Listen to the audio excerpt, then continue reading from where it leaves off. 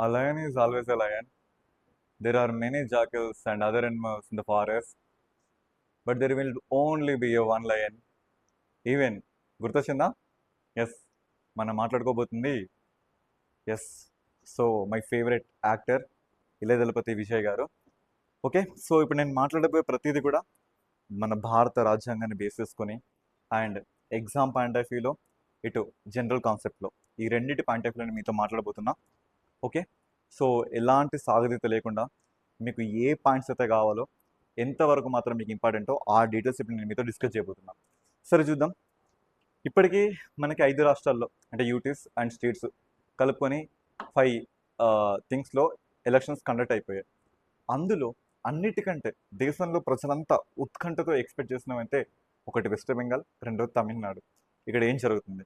ఒకటేమో దీదీ పాలన, రెండోదేమో డిఎంకే అన్నా డిఎంకే. ఈ రెండింటి మధ్య జరిగిన ప్రత్యామ్నాయం ఏంటి? అయితే ఇక్కడ చరిత్రలో ఎక్కడ లేని ఒక రకమైన మార్పుని ఒక 4 దశాబ్దాల తర్వాత మళ్ళీ మనం ఇప్పుడు చూడబోతున్నాం. అదేంటంటే టీవీకే. ఓకేనా?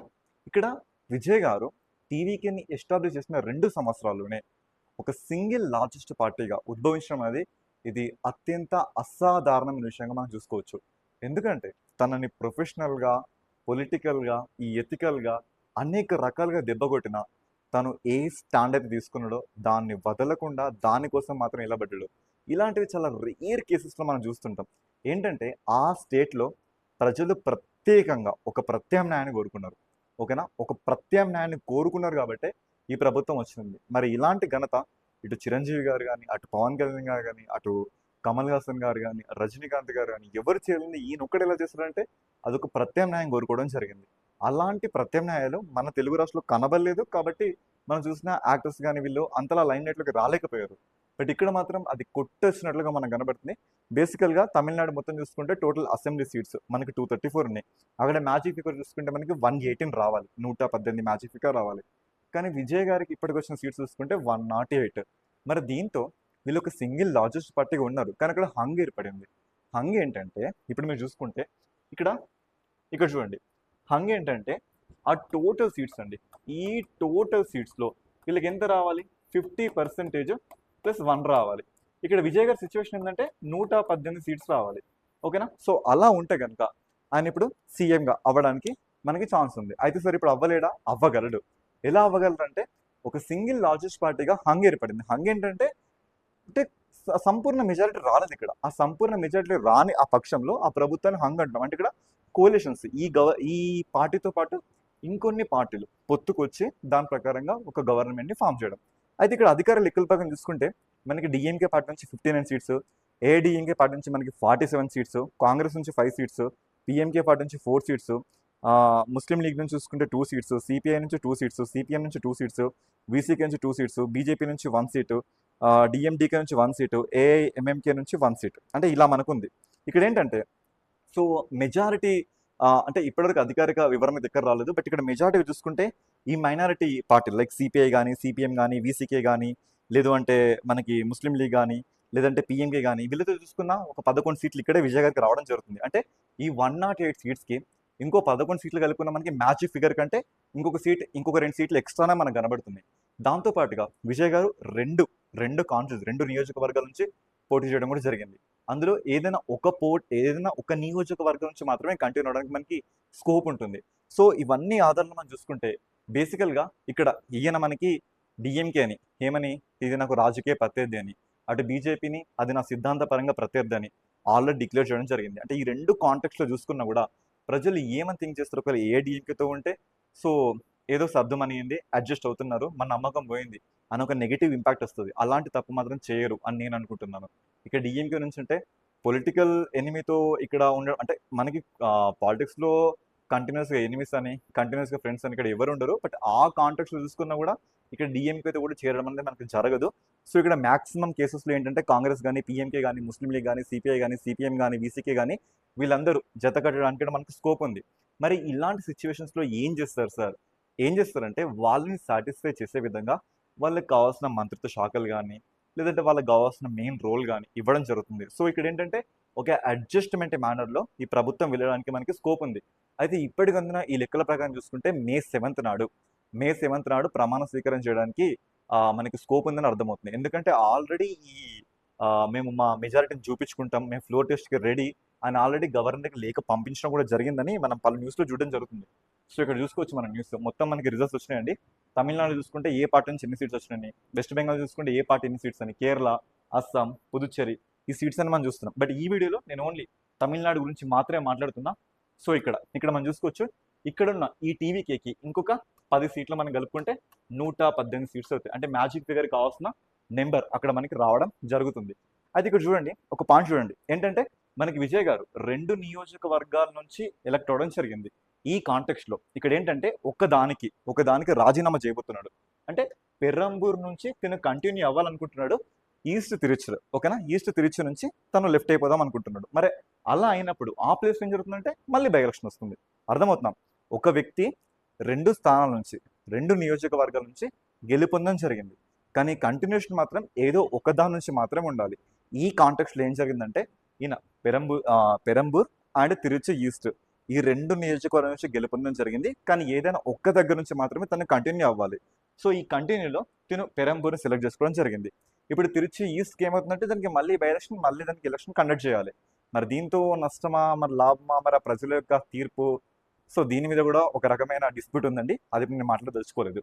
సరే, ఇక రెండో విషయం చూద్దాం. ఇక్కడ ఒక సామాన్యుడు కూడా అంబేద్కర్ ఇచ్చిన ఈ రాజ్యాంగంతో మన తలరాతలు ఎలా మార్చాలి, ముఖ్యంగా జంజీలో వచ్చిన ఆలోచన మార్పు ప్రకారంగా అక్కడ చూస్తేనేమో అపారమైన ధన సంపద, అపారమైన పొలిటికల్ లెగసీ అక్కడ ఉంది. ఇక్కడ చూస్తేనేమో కంప్లీట్లీ జీరో. ఓకే, అంటే ఇక్కడ టీవీకే పార్టీ ఎస్టాబ్లిష్ చేసినప్పుడే మనకి విజయ్ గారు ఒక మాట చెప్పారు, ఏంటంటే నేను డబ్బును చూడను, క్యాస్ట్ చూడను, రిలీజియన్ చూడను, వాళ్ళున్న ప్లేస్ని చూడను, నాకు ఏది అనవసరం, నాకు నీతితో నిజాయితీతో నిన్న ఈ సోషలిస్టిక్ సెక్యులరిజం ఇవన్నీ సిద్ధాంతాలు ఎవరు నా దగ్గరకు వచ్చినా వాళ్ళకి ఇవ్వడం జరుగుతుందని చెప్పడానికి ఈ బెస్ట్ ఎగ్జాంపుల్స్. ఇక్కడ ఒక ఆటో డ్రైవర్, అదేవిధంగా విజయ్కి సంబంధించిన కార్ డ్రైవర్ కొడుకు కానీ వీళ్ళు గెలుపొందడం, ఇవన్నీ మనకి ఏం చెప్తున్నవి?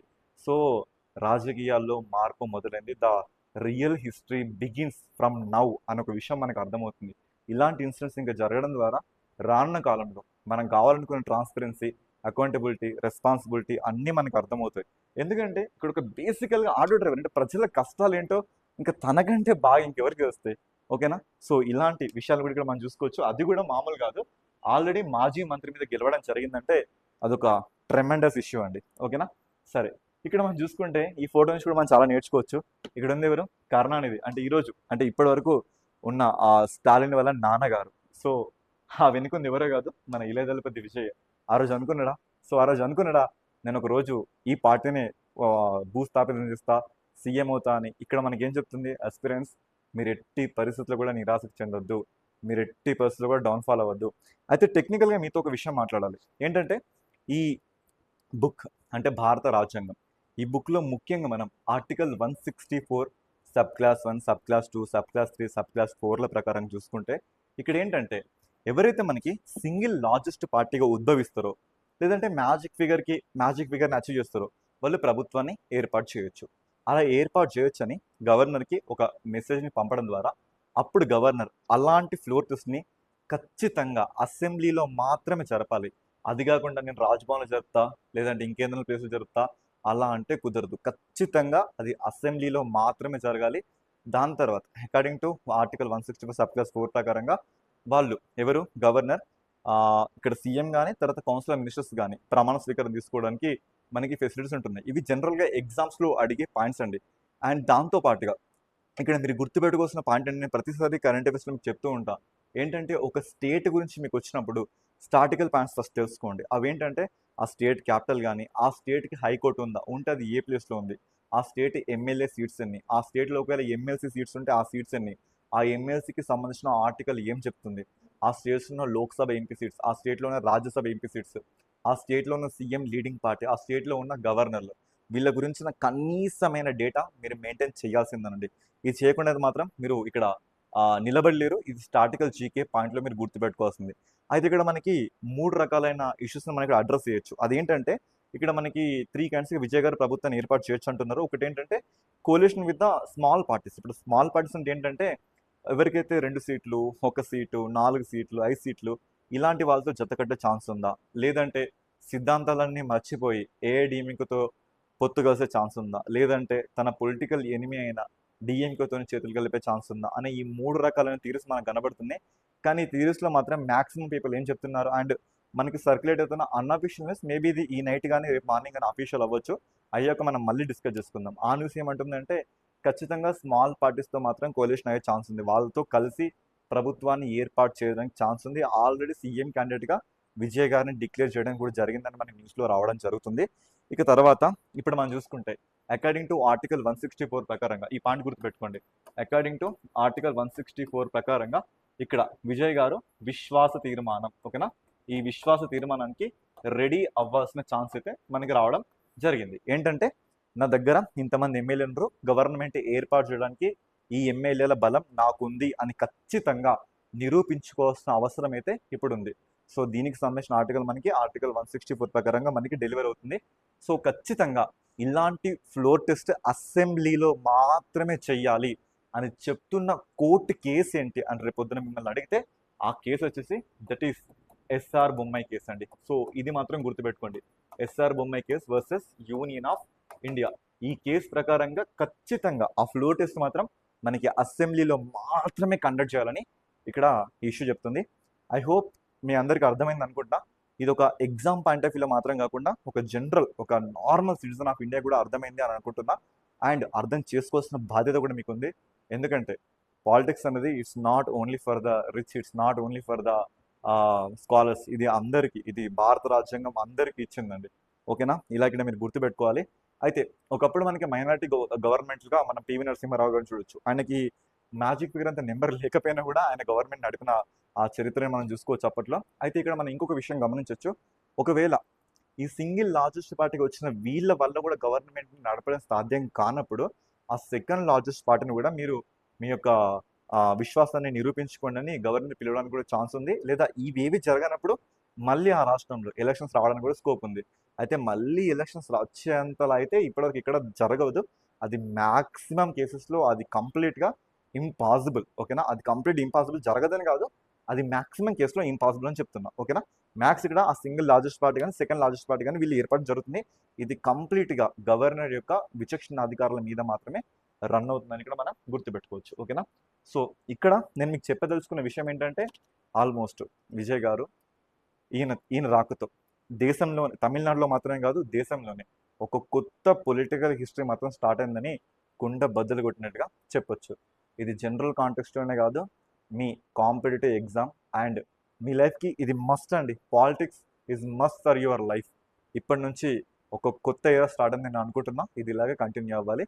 Thank you.